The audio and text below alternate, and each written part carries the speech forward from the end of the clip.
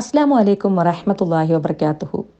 ബിസ്മില്ലാഹിർ റഹ്മാനിർ റഹീം. അൽഹംദുലില്ലാ വസ്സലാത്തു വസ്സലാമു അലാ റസൂലില്ലാ. അസ്മാഉല്ലാഹിൽ ഹുസ്ന. കഴിഞ്ഞ ക്ലാസ്സിൽ നമ്മൾ അൽ ഹാഫിദ്, അൽ ഹഫീദ് എന്നീ രണ്ട് നാമങ്ങളെ സംബന്ധിച്ച് മനസ്സിലാക്കുകയുണ്ടായി. ഇൻഷാ അല്ലാ അതിൻ്റെ അടിസ്ഥാനത്തിൽ ഇന്ന് നമുക്ക് ഈ രണ്ട് നാമങ്ങളും ഉൾക്കൊള്ളുന്ന അള്ളാഹുവിൻ്റെ സംരക്ഷണം എന്നതിനെക്കുറിച്ച് ഒരല്പ കാര്യം കൂടി മനസ്സിലാക്കാം.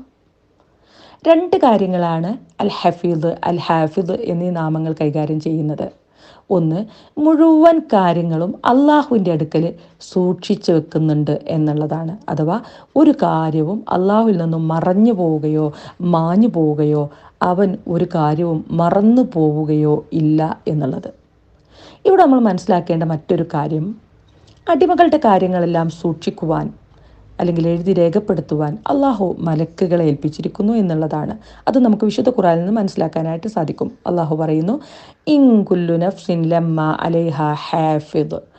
തൻ്റെ കാര്യത്തിൽ ഒരു മേൽനോട്ടക്കാരൻ ഉണ്ടായിക്കൊണ്ടല്ലാതെ ഒരാളുമില്ല. അഥവാ ഒരു മനുഷ്യനും അവൻ ചെയ്യുന്ന പ്രവർത്തനങ്ങൾ രേഖപ്പെടുത്തുവാൻ അവൻ്റെ കൂടെ ഒരു മലക്കുണ്ടായിക്കൊണ്ടല്ലാതെ ഒരാളുമില്ല എന്നർത്ഥം. മനുഷ്യർ ചെയ്യുന്ന എല്ലാ കാര്യങ്ങളും മലക്കുകൾ രേഖപ്പെടുത്തി വെക്കുന്നുണ്ട്. ഇവിടെ നമ്മൾ പ്രത്യേകം മനസ്സിലാക്കേണ്ട ഒരു കാര്യം, മനുഷ്യരുടെ കാര്യങ്ങൾ രേഖപ്പെടുത്തി വെക്കുവാൻ അള്ളാഹു മലക്കുകളെ നിശ്ചയിച്ചിരിക്കുന്നു എന്നുള്ളത് അള്ളാഹുവിൻ്റെ നടപടിക്രമങ്ങളിൽപ്പെട്ട ചില കാര്യം മാത്രമാണ്.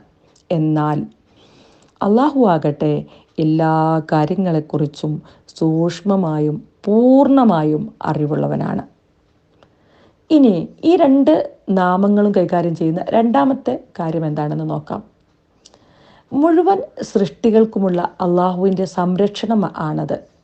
ആകാശങ്ങളും ഭൂമിയും അവയ്ക്കിടയിലുള്ളതുമെല്ലാം അള്ളാഹുവിൻ്റെ സംരക്ഷണത്തിലാണ്. അവയുടെ സംരക്ഷണം അള്ളാഹുവിനെ ഒട്ടും ഭാരിച്ചതല്ല. അള്ളാഹു പറയുന്നു, വസിഅ കുർസിയ്യുഹു സ്സമാവാതി വൽ അർദ് വലാ യഊദുഹു ഹിഫ്ളുഹുമാ. അവൻ്റെ കുർസിയ് ആകാശഭൂമികളെ മുഴുവനും ഉൾക്കൊള്ളുന്നതാകുന്നു. അവയുടെ സംരക്ഷണം അവനൊട്ടും ഭാരമുള്ളതല്ല. ഇനി നമ്മൾ മനസ്സിലാക്കേണ്ട മറ്റൊരു കാര്യം, അടിമകൾക്കുള്ള അള്ളാഹുവിൻ്റെ സംരക്ഷണം രണ്ട് വിധത്തിലുണ്ട് എന്നുള്ളതാണ്. ഒന്ന്, ഭക്ഷണപാനീയങ്ങളും വായുവും വെള്ളവും ജീവിത സൗകര്യങ്ങളും എല്ലാം നൽകിക്കൊണ്ടുള്ള സംരക്ഷണമാണ്. ഇത് പുണ്യാളന്മാർക്കും പാപികൾക്കും എന്ന് വേണ്ട എല്ലാ ജന്തുജാലങ്ങൾക്കും അള്ളാഹുവിങ്കിൽ നിന്നും ലഭിക്കപ്പെടുന്ന സംരക്ഷണമാണ്. രണ്ടാമത്തേത്, അള്ളാഹുവിൻ്റെ തൃപ്തിപ്പെട്ട അടിയാന്മാർക്ക് മാത്രം ലഭിക്കപ്പെടുന്ന പ്രത്യേക സംരക്ഷണമാണ്.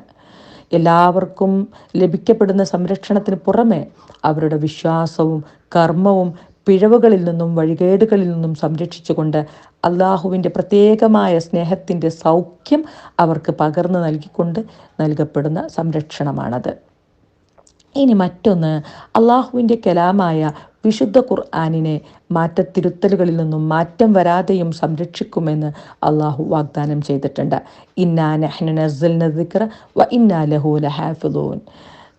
നാമാണ് ഈ ഉത്ബോധനം അവതരിപ്പിച്ചത്, തീർച്ചയായും നാം അതിനെ കാത്ത് സൂക്ഷിക്കുന്നതുമാണ്. ഇനി ഒരു അടിമ അള്ളാഹുവിൻ്റെ അതിർവരമ്പുകളെ കാത്ത് സൂക്ഷിച്ചുകൊണ്ട് തെക്കുവയുള്ളവനായി തീർന്നാൽ അള്ളാഹുവിൻ്റെ പ്രത്യേകമായ സംരക്ഷണം അവന് അനുഭവിച്ചറിയാൻ സാധിക്കുമെന്ന് ഒരു തിരുവചനം നമ്മളെ പഠിപ്പിക്കുന്നുണ്ട്. നബി സല്ലല്ലാഹു അലൈഹി വസല്ലമ ഇബ്നു അബ്ബാസ് റളിയല്ലാഹു അൻഹുവിന് നൽകിയിട്ടുള്ള പ്രത്യേകമായ ഒരു ഉപദേശം ഇതാണ്.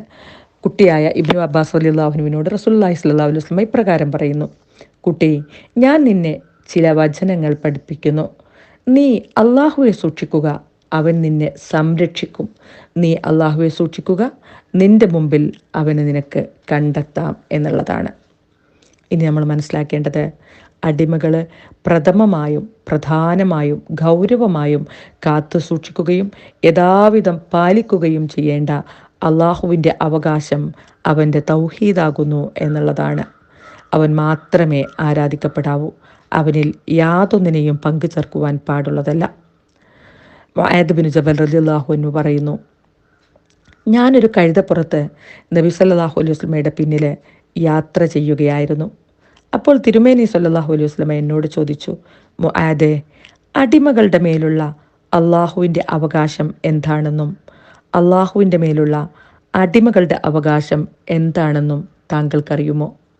ഞാൻ പറഞ്ഞു, അള്ളാഹുവും അവൻ്റെ പ്രവാചകനുമാണ് ഏറ്റവും നന്നായി അറിയുന്നവൻ.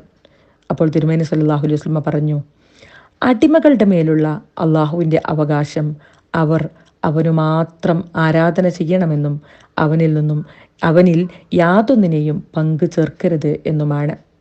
അടിമകൾക്ക് അവൻ്റെ മേലുള്ള അവകാശമാകട്ടെ അള്ളാഹുവിൽ യാതൊന്നിനെയും പങ്കു ചേർക്കാത്തവരെ അവൻ ശിക്ഷിക്കുകയില്ല എന്നുള്ളതുമാണ്. ഞാൻ ചോദിച്ചു, അള്ളാഹുവിൻ്റെ റസൂലെ, ഞാൻ ജനങ്ങളെ സന്തോഷവാർത്ത അറിയിക്കട്ടെയോ? അപ്പോൾ തിരുമേനി സല്ലല്ലാഹു അലൈഹി വസല്ലമ പറഞ്ഞു, വേണ്ട, താങ്കൾ അവരെ സന്തോഷവാർത്ത അറിയിക്കേണ്ടതില്ല. അപ്പോൾ അവർ അതിൽ അഭയം കണ്ടെത്തി കർമ്മങ്ങൾ ചെയ്യാത്തവരായി പോകും.